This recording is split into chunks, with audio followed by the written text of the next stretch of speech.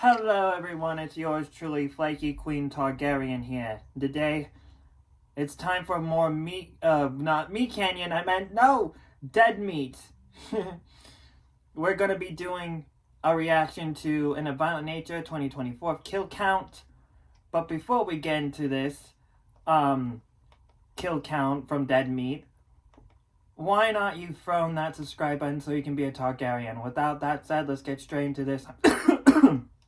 I'm so hyped because I loved the movie In a Violent Nature. Me and my night over here, we finally got done. Oh my God, Funabuddy put it on a 2% speed. He put James A. Denise on 2% speed.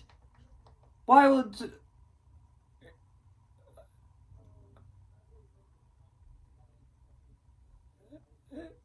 2% speed. Why would you put it on that? Put it on normal, Funabuddy. I can't understand. He's gonna be speeding up his kill count. We can't let James A. Denise speed it up like that. Go to normal mode. Okay, there we go. Here we are.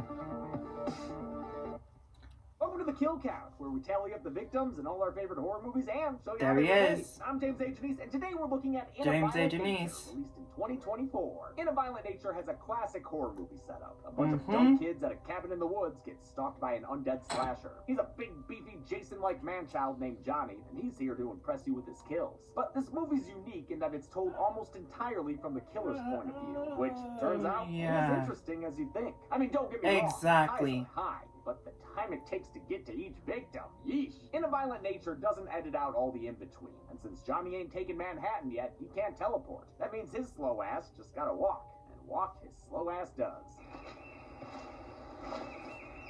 Writer-director Chris Nash describes it as patient cinema, where the viewer is rewarded for allowing tension to build. That's not for everyone, so this movie might be too slow for a lot of people. I mean, it's basically a hiking simulator with occasional kills. But if you can put your phone away and really engage with it, you'll find an exceptionally thought-out and atmospheric experience. While Johnny is a lumbering mute killer, all of his actions are motivated, almost always through sound. In fact, this movie is a hugely that's one way to put it, James A. Denise. Children. It relies a ton on what you hear. The sound design is incredible, from the constant hum of nature to the rustling of dirt displaced with each footstep. You'll want to break out the good headphones for this one. On top of all that, this movie is low-key hilarious. It's not laugh-out-loud funny, the same Tucker and Dale versus Evil, but it's still a great deconstruction of older slashers. You know, the ones with crappy characters and bad acting. That's why the dialogue is clunky and the performances are stilted. Not every killer gets to live in an elevated horror movie. Johnny inhabits feels like a Lesser Friday sequel. But this is the chance to find out Lesser Friday up to cooling off between kills. It's clear that the filmmakers have a love and appreciation for the slasher subgenre. Nowhere is that more apparent than in the kills. When Johnny finally reaches one of his victims, he goes all out. And you know what? I don't want to be blazing a bunch of effects work that you can't see behind blurs, so I'm gonna take the hit and release this episode uncensored. It might get age restricted and maybe suppressed otherwise. That's how YouTube works anymore. But I want everyone to enjoy these exceptional kills, including one that's an all-timer. I can't afford to do this all the time, but I will make an exception here, especially since we do have help from a sponsor.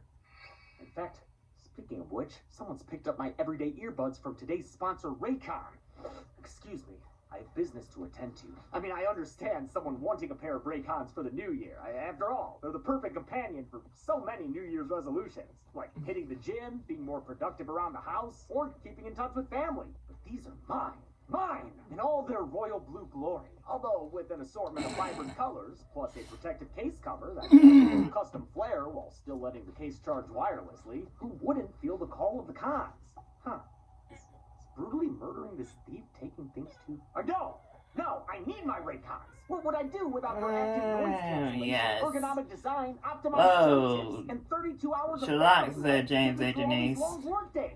Yeah, this is the only... What? Molly? Did you bring me my Raycons? Aw, that's so sweet. I'm sorry I was gonna murder you. Don't risk a killer's vengeance. Just go to buyraycon.com/deadmeat to get up to 20% off site-wide. That's right, you'll get up to 20% off everything on And Raycon's remember, website when you go to buyraycon.com/deadmeat. If a teen dies in the forest, I thought that was going to be going around to hear pink it, code. to make the count, let's find out and get to the kills. Yes, let's go. Let's do this. The movie begins at the remains of an old fire tower. Some off-screen explorers discuss a local legend. You guys never heard of the White Pine Slaughter? As they leave, one of them takes an old locket that's hanging nearby. Big mistake, since there's someone buried there, and he don't take too kindly to thievery. Wait. Hold on, he'll be here in a second. Takes him a while to get going in the morning, you know. But Oh, that one gal that took the necklace. Boy is Johnny, You should have never done that. Strapping for some carnage. Actually, Yep. You probably don't need to buckle up. This ride is pretty damn slow. Johnny follows the sound of a car horn honking to the home of a hunter named Chuck. He lives next to the parkland and is arguing with a park ranger who doesn't like that he's setting animal traps all over the woods. So I go back there, I'm not gonna find any more of these. You go in that fucking barn, you might not find your way out again. Boy. The ranger leaves right as Johnny finally lumbers over. He heads inside Chuck's house, just missing the hunter on his way out. Johnny pokes around and finds what appears to be his missing locket, triggering a Pamela Voorhees-style flashback of his father gifting it to him. This was your message, John. I want you to have it. You'll always be our little boy, John. His reminiscing is cut short by a warning shot from Chuck, who quickly regrets it when he sees what he's up against. Yep. Johnny disarms the guy and chases him into the woods. Is this technically... This is the only one that's off screen. This seems more like... Which I'm pretty sure James Agenies is going to be a little bit disappointed. In any case, it's hilarious. Especially when we cut to Johnny catching up to the guy. Turns out Chuck's fucked his own leg up in one of his traps. He really is a #1 motherfucker. Johnny reaches towards him, and the movie match cuts to a fistful of blood. Oh, thank God they cut out the return trip. Okay, John, what you got there? Your mother's necklace? Not so much, huh? Nope, it's just that motherfucker's body we see when Johnny backtracks to the scene of the crime. Chuck was played by Timothy Paul McCarthy, last seen on the Kill Count in Psycho Goreman. Makes sense. Writer-director Chris Nash worked on special effects in that movie, where he also appeared on screen as a thug. McCarthy previously worked with Nash in his ABCs of Death 2 segment, Z is for Zygote. With the awards out of the way, Johnny moves on to the main course. The college kids who took his line, directing him to their location via sound. In a Violent Nature has a fascinating history, because the movie we're watching is actually a reshoot. The first version was filmed in the fall of 2021 in the Kawartha Lake region of Ontario. There's a feature-length documentary on the Blu-ray that details the attempt. I realized pretty early on that I didn't need to watch the whole thing for the kill count, but I couldn't look away. I just had to watch the whole thing. I have never seen a more accurate depiction of what it's like to be on a low-budget set. How are you feeling? Concerned. They were plagued with problems from all sides, from getting rained out, to equipment malfunctioning, to unwelcome visits from wildlife. You want to text it? The behind-the-scenes camera captures it all. I meant to do that. I was actually surprised by some of the stuff they included, like conversations between disgruntled crew members. I had 7 people originally planned for this. That's what I said. I said it needs 7 people. Damn. 7 people are needed for this. You would think they had plan B the plate. No, that didn't work. That was a piece of shit. That must have been very difficult then. Look no further. Very difficult. We are going to actually finish the movie. Oh no! Oh my goodness. No. Oh my God. One of the big issues was that they didn't properly plan for shooting in the wilderness. Their camera rig was way too big. They kept getting snagged and tripped up, looking like they were trying to invade Endor. My favorite part of this footage came from an unruly dog actor who just would not listen to commands. Fenton! Fenton! This dog, named Kinky, just ran around and barked for hours. Oh man, this poor crew. Wait. Yeah. Wait. If you've ever thought of making an indie film, this is the realest depiction of how it'll probably go. High tensions and everything. Pierce, shut that fucking thing off right now. I'm so glad all of it was filmed by Pierce Dirks. So you filmed that whole thing? Yes, he did. After wrapping production and watching an initial cut, Chris Nash decided to reshoot the entire movie from scratch. It wasn't a difficult decision to make, because it's such a flippant thing to say, that we're just going to reshoot the movie. And then I just left it to my producers, just like... That must suck. He used the editing budget and his personal savings to try again, armed with a lot more experience. They downsized the camera rig and crew, with producers filling in on several positions. Pierce Sturtz, who filmed all that behind-the-scenes stuff the first time around, returned as cinematographer. Production moved to Sault Ste. Marie, Ontario, Nash's hometown area that inspired the idea in the first place. That allowed them to call in favors from family and friends. It is so impressive and rare that Nash didn't let his idea die after a failed production. In the end, only a single shot from the first attempt made it into the final film. Yeah, one shot.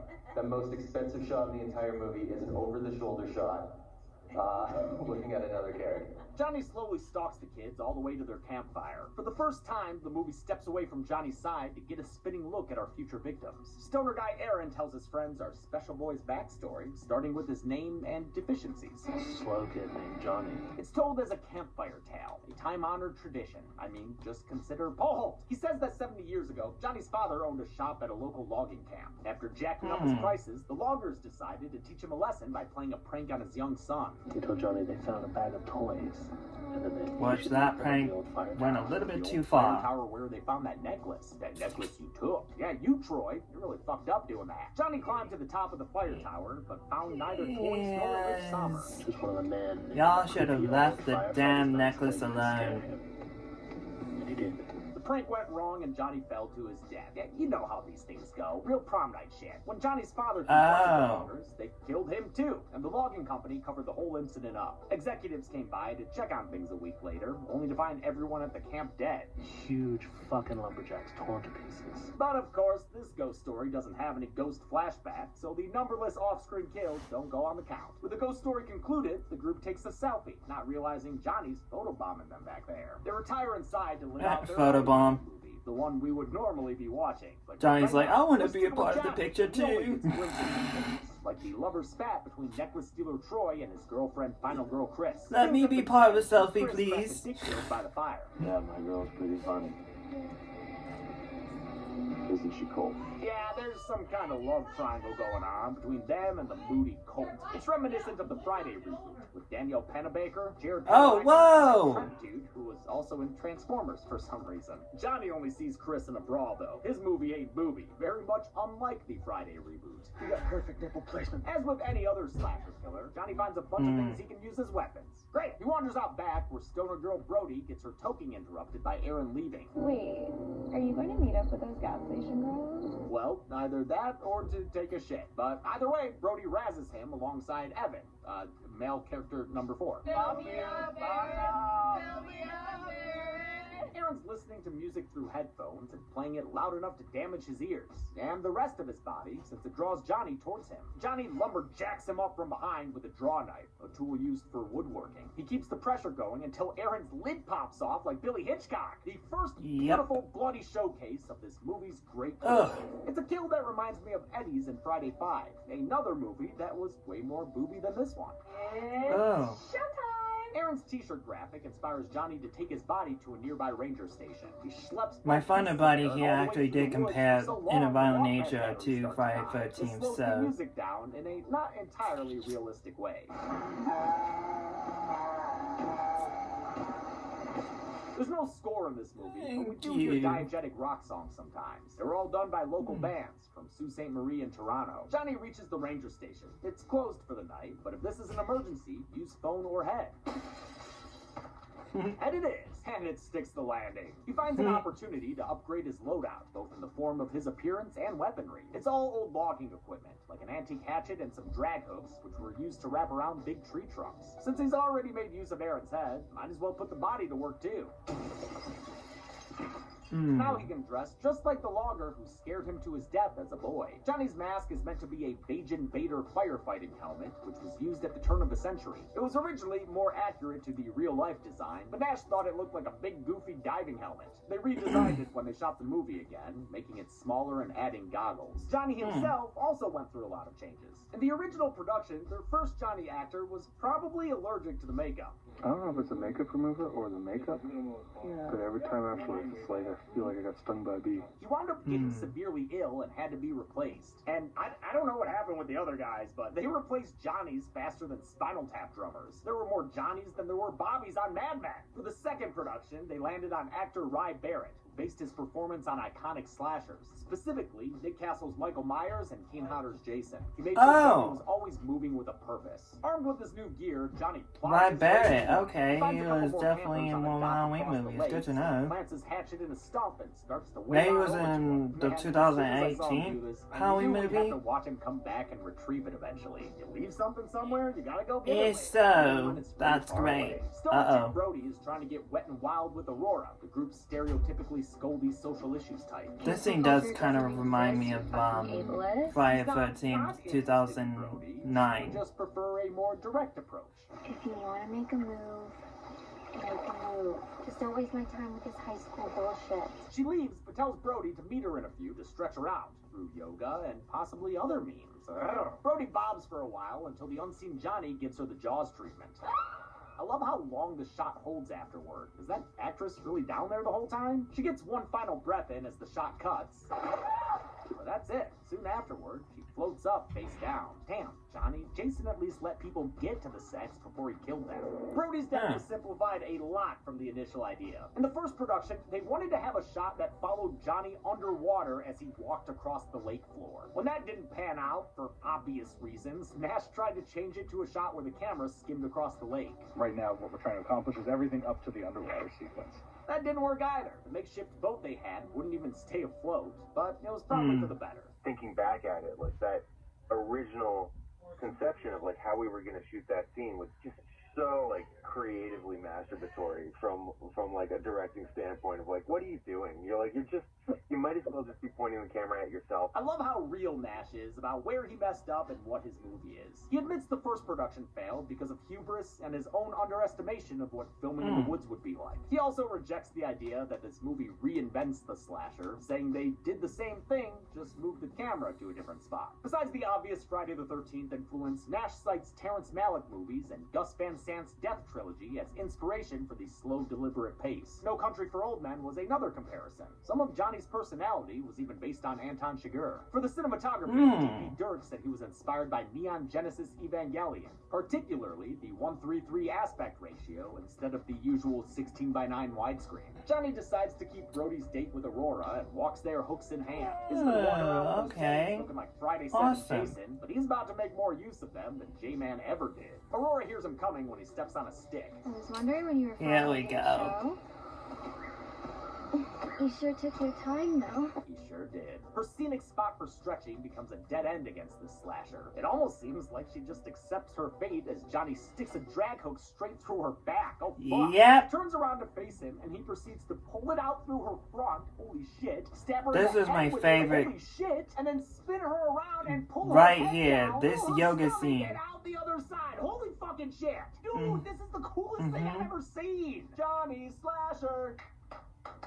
This kill is worth the price of admission alone, and was foreshadowed earlier. Why don't you come find me when you're done your swim, and maybe you can stretch me out a little more? John tosses her body down the hill, but isn't even given the dignity of going all the way down. The filmmakers planned for it, but they thought it so was they funnier were than it stopped happening. foreshadowing that to The other happen kill in the was movie. accomplished with several bodies that had detachable limbs, all rigged to do different things. The effect was headed by Stephen Kostansky, the incredible makeup artist and filmmaker who made PG Psycho Goreman. Love to see friends helping each other out. The kill was filmed in pieces months apart, some in early May and more of it in August. They even did pickups in December back home. The shot of the vertebrae popping out was filmed in a producer's mom's backyard. Just as I predicted, Johnny has to walk all the way back to retrieve his axe. It takes him a solid few minutes, but he finally does it. Okay, on to the next kill. These shots really show you the time and effort it takes a slasher like Johnny to execute each kill. Pretty sad then when some jackass in a yellow V-neck comes along and speeds through each kill making body oil jokes. The disrespect. By this point, the remaining campers have started to realize something's wrong.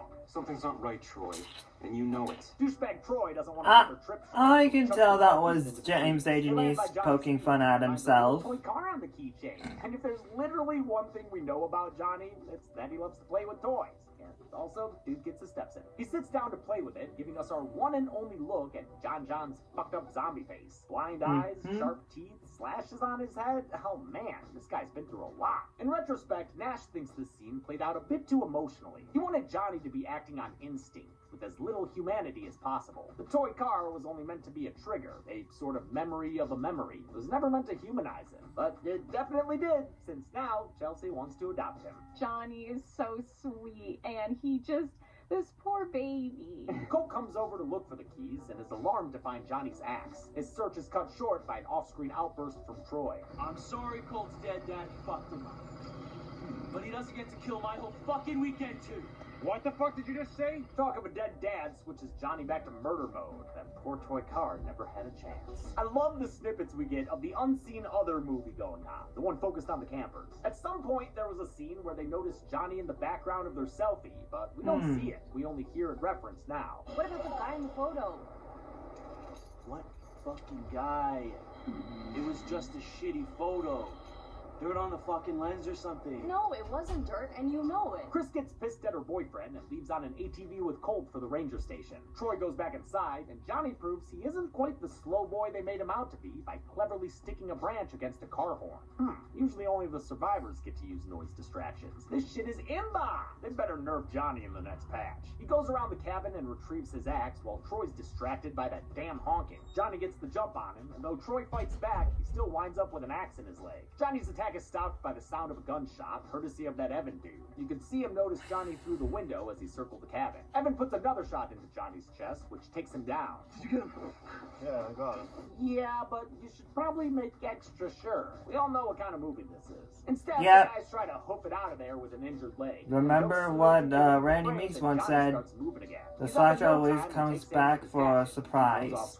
And yep, there it is, there's a surprise. A great drone shot follows Johnny to the downed Evan, who's been killed by the axe going into the back of his head. That leaves the injured Troy completely vulnerable. Please, help! Oh my god, and now his head is burst like a balloon! It is absolute cinematic magic that this shot goes from Troy shouting to his head blowing up with no visible cut in between. Beautiful work. The attempt they did in the first production wasn't quite as seamless. Earlier by the campfire, Johnny saw Troy pocket his locket, but he finds that pocket lockerless now. Womp womp. That's because it's around the neck of Chris, who's just returned after finding Aaron's body. Johnny nearly gets her with another axe throw, but she narrowly escapes with Colt on an ATV. While the film loves basking in the beauty of its setting, shooting in the wilderness was anything but peaceful. The heat from the crew's body and camera equipment ended up attracting clouds of mosquitoes and black flies. They shot with nets over their heads and still wound up with hundreds of bug bites. Johnny's actor Barrett had it especially bad, since bugs would get inside the mask to gnaw on his face. As a tribute to their tiny tormentors, the movie's end credits are set to the Black Fly song, written by Canadian folk singer Wade Hemsworth and performed by Tracy Newman in 1965. Johnny spends his remaining daylight hours trudging back to the station. By the time he gets there, the kids have already met with the ranger. He's none too pleased about their accidental grave robbing. You don't know what you just did, okay?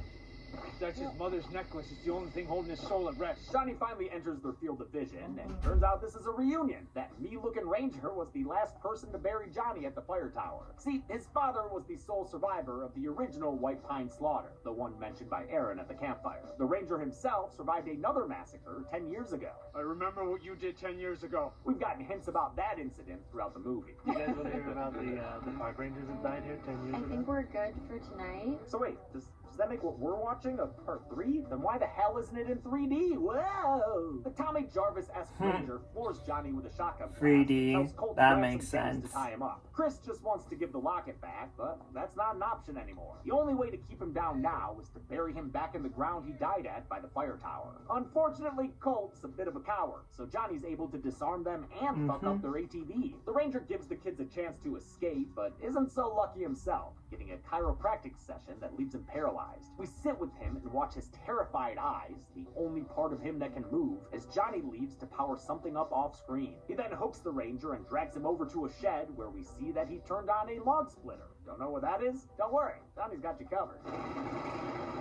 With the demonstration complete, Johnny proceeds to use the machine to chop off the ranger's hand. I feel like he originally planned to do this whole kill piecemeal, you know, limb by limb. But after seeing how long it took for just one hand, even Johnny's patience is worn out. The horrifying 3-minute unbroken one take culminates with Johnny putting the ranger's neck into the splitting vein. It kills the poor guy with a log-splitting headache. This whole scene is so slow and Literally. methodical, with the machine's constant hum in the background. It's really unsettling. The Ranger was played by Reese Presley, whose Kill and Psycho Gorman earned a Prime Rib nomination for Best Kill. Dude's just good at dying, I guess. With the Ranger danger neutralized, Johnny plods back after his locket. Chris and Colt try to sneak around with a plan to take him down, but they can't whisper quietly enough for it to work. I've got to distract him. You go to the fire tower and set up the trap.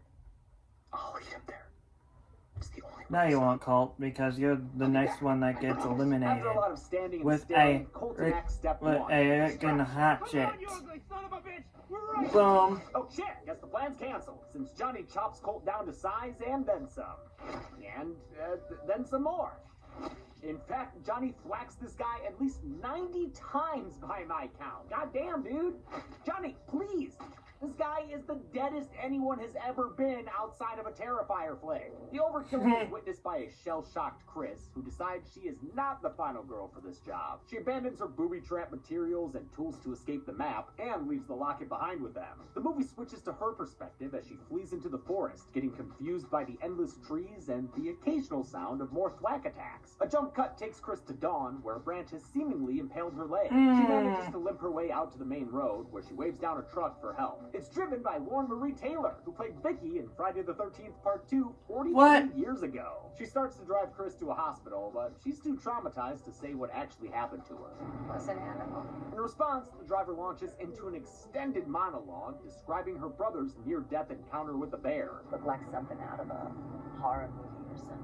It's a real long spiel, and a lot of people didn't like sitting through it after 80 minutes of walking simulator. But it's meant to show what life is like for the final girl after the credits roll. How awkward was that truck ride for Sally after they were further on down the road? The bear attack story itself could be a cover-up for another one of Johnny's killing sprees. But it could also just be a metaphor for Johnny himself, a wild animal who kills on instinct. The driver notices Chris is bleeding heavily, so she pulls over to tend to her wounds. But Chris doesn't want to stop for nothing. Just take me to like a hospital, please.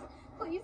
Please. She spends the whole time watching and waiting for Johnny to come out of the woods. And you almost expect him to, but nothing happens. It's almost worse that way. For the final girl, life will never be the same. We get a short montage revisiting all this violent nature. The movie ends showing that Johnny's locket has disappeared. Maybe he took it and went back to his dirtbag. How many poor people did our plotting protagonists plow through? Let's find out and get to the numbers.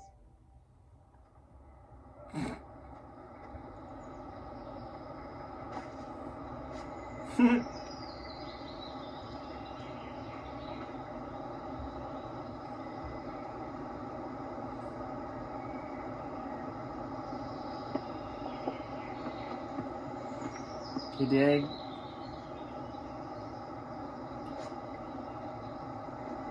He did it again. He did it again. He is so creative with what he does.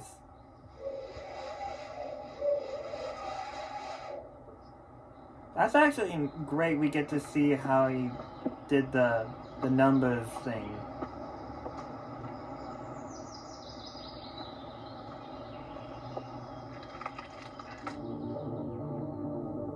People died in a violent nature and in a violent nature. Really?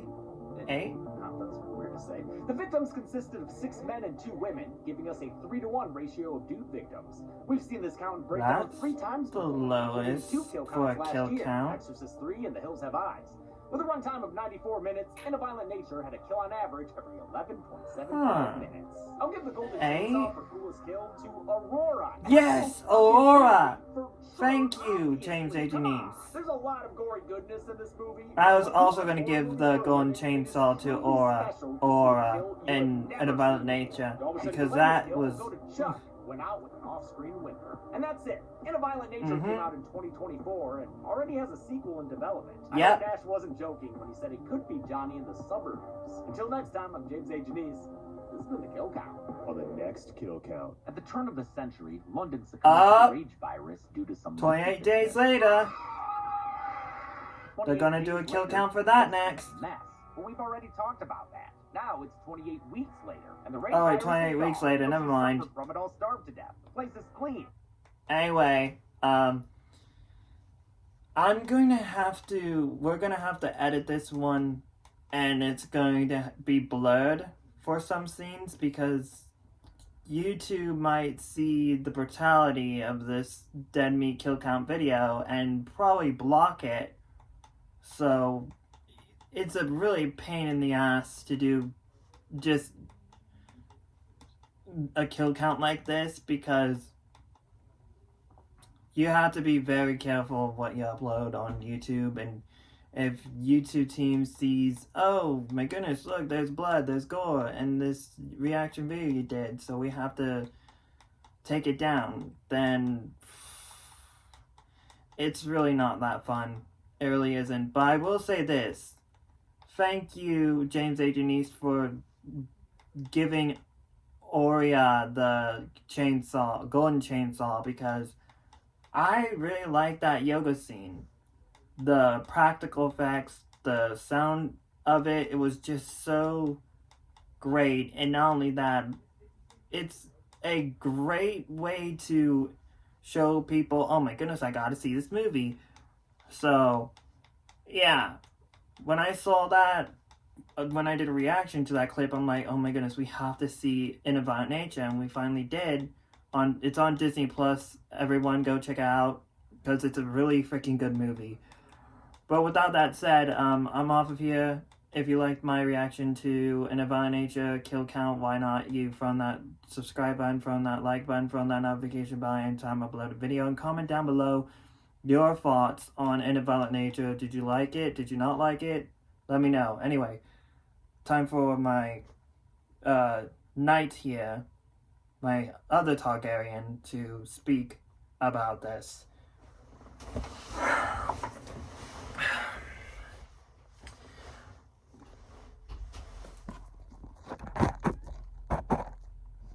Like Flakey said, I'm gonna have to blur a lot of just the brutality of this kill count video because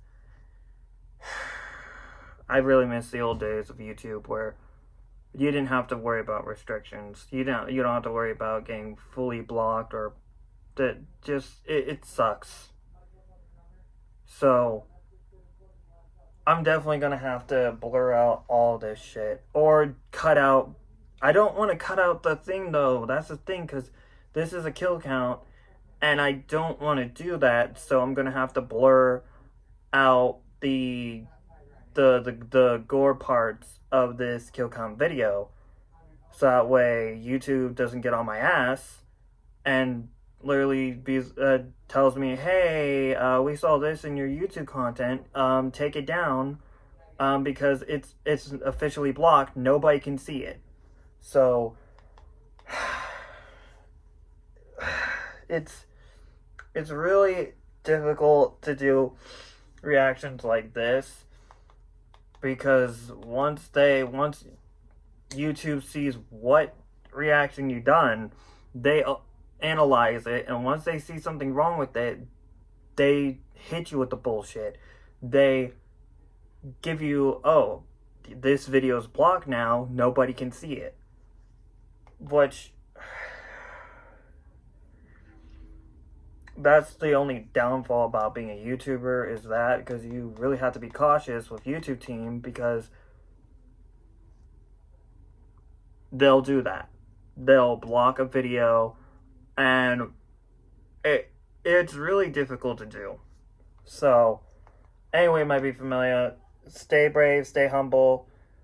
I'm gonna have to edit this video. It's gonna be a pain in the ass, and there has been, I don't think there was any, I'm gonna have to look over this video again to see if there was any commercials, because if there was, then I'm gonna have to edit that part as well. But thanks to Veta, I can finally do it in a perfect, clear, specific, easier way for YouTube not to get that mad at me to the point where they're like Venom. They definitely are like Venom. They nag at you every 24/7. But I'm gonna do what I have to do to just upload this video, even if it means blurring out the brutality of this kill count video from James A. Janice. And I'm probably going to have to also edit out the Friday the 13th bits, because if you've seen the Friday the 13th franchise, then you know why. So, editing isn't all that fun, because you really need to blur things out or cut things out from the video, and it's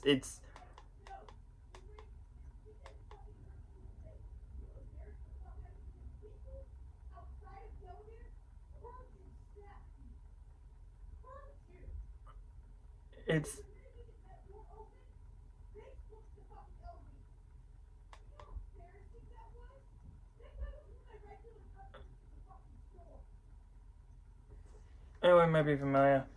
I'm off of here. I got some editing to do.